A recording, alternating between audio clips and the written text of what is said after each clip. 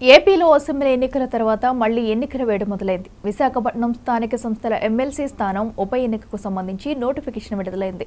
జిల్లా collector Harindra Prasad notification జారీ చేశారు. ఉదయం 11 గంటల నుంచి మధ్యాహ్నం 3 గంటల వరకు నామినేషన్లను స్వీకరిస్తారు.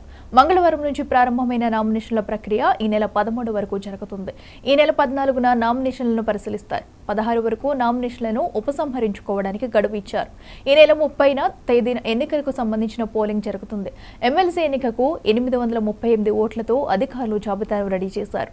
ఎమ్మెల్సీ ఉప ఎన్నికల క్రమంలో విశాఖపట్నంలో ఎన్నికల కోడ్ అమలులో ఉంది. సెప్టెంబర్ 6 వరకు ఎన్నికల కోడ్ అమలులో ఉంటుందని, ఈ విషయాన్ని ప్రజలు గమనించాలని అధికారులు తెలిపారు. సో ఈ ఉప ఎన్నికలకు రిటర్నింగ్ అధికారిగా గౌరవ జాయింట్ కలెక్టర్ వారిలో ఉంటారు. సో జాయింట్ కలెక్టర్ గారు ఆధ్వర్యంలో ఈ ఉప ఎన్నిక అనేది జరుగుతుంది.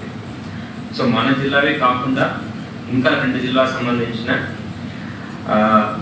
ఎంపీటీసీ, జెడ్పీటీసీ తర్వాత మున్సిపాలిటీ సభ్యులు కూడా దీంట్లో ఓటర్గా పాల్గొంటారు. కాబట్టి ఆ జిల్లాకు సంబంధించిన కలెక్టర్స్ ఆ ప్రాంతానికి జిల్లా ఎన్నికల అధికారిగా ప్రవర్తిస్తారు. సో విశాఖపట్నానికి అయితే నేను జిల్లా ఎన్నికల అధికారిగా ఉంటాను.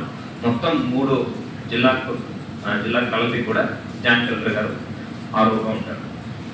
సో నోటిఫికేషన్ గురించి ఇప్పుడే చెప్పిన అనౌన్స్మెంట్ 30వ తారీఖే వచ్చింది. 30వ తారీఖు నుంచి మనకి మోడల్ కోడ్ ఆఫ్ కాండక్ట్ అనేది అమల్లో ఉంది. నోటిఫికేషన్ అయితే రేపు జారీ చేయడం జరుగుతుంది. ఫస్ట్ కమిషన్ వారు గెస్ట్ నోటిఫికేషన్ ఇస్తారు. ఇమీడియట్గా మనం కూడా ఇక్కడ గెస్ట్ నోటిఫికేషన్ అనేది ఇవ్వడం జరుగుతుంది. సో రేపటి నుంచి 13వ తారీఖు దాకా నామినేషన్ స్వీకరణ ఉంటుంది. 14వ తారీఖు నామినేషన్ స్క్రూటినీ ప్రక్రియ జరుగుతుంది. స్క్రూటినీ సమయంలో అన్ని విధంగా ఆ నామినేషన్ కరెక్ట్గా ఉంటే ఆ నామినేషన్స్ని యాక్సెప్ట్ చేయడం జరుగుతుంది. లేకపోతే కారణంతో సగ మీకు చెప్తూ